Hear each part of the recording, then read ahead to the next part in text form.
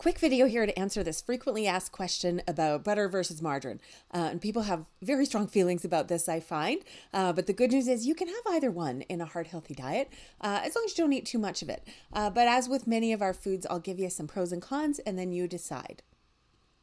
So to have this conversation, we need to look at the type of fat that's in butter versus margarine. And this is a nice little simplified guide from the American Heart Association, which reminds us that we love the unsaturated fats.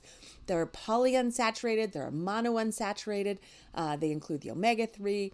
These we think are very good for heart health. Everything from fish, nuts and seeds, avocados are dominant in those fats, as well as it turns out the soft margarines are as well. The saturated fats, doesn't say lose it. That's the one on the right there, the trans fat we do want to lose and try to have as little as possible. But with the saturated, it's sort of a limit.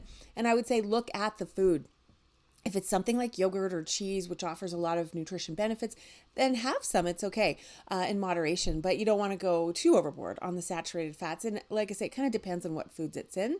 If it's something like bacon, obviously not great as an overall food picture. And normally we do try to kind of zoom out and look more at the overall food picture. But that's the thing with butter. It's quite high in the saturated fats.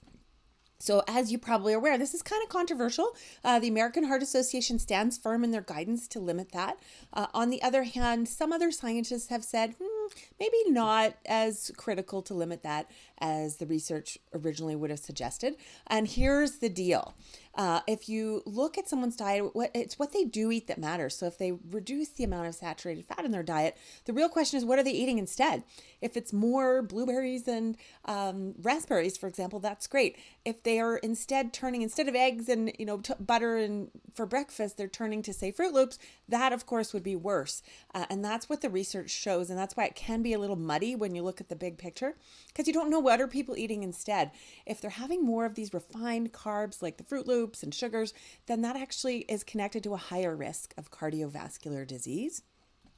On the other hand, if they're having instead more unsaturated fats, they've switched, say, from butter to olive oil is a really easy one, then of course that is associated with a lower risk of cardiovascular disease.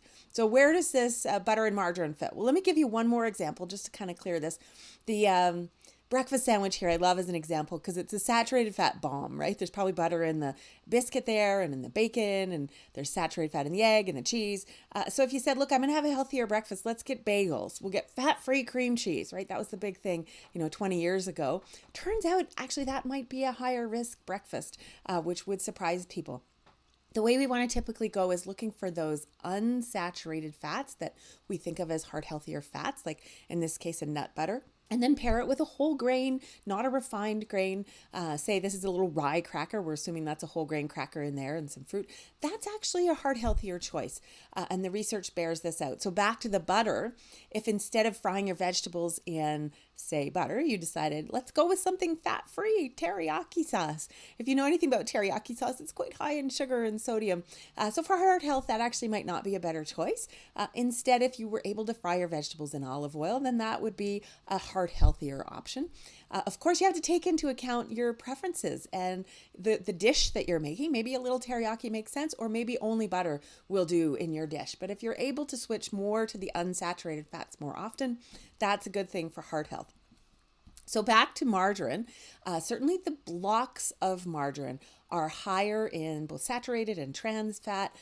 Not generally your best option. That would be a worse choice.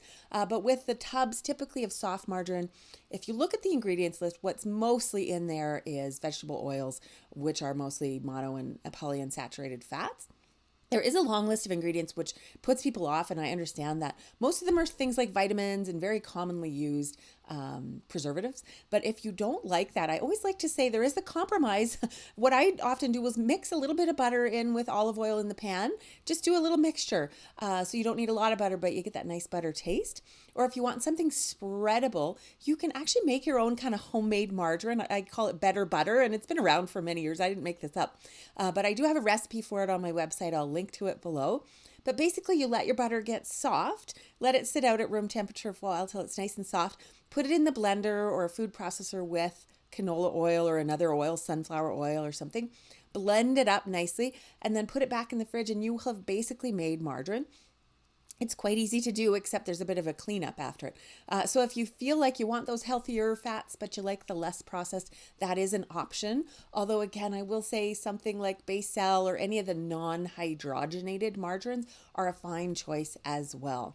But back to basics, remember, what we're looking at is the big picture of your lifestyle and what you have to eat. And as long as you're having lots of vegetables and fruit and other whole plant-based foods, whole grains, nuts and seeds, beans, a little bit of either butter or margarine either way is not going to make a big difference. So go wherever you're most comfortable on this, and hopefully that makes you have a little less stress about it.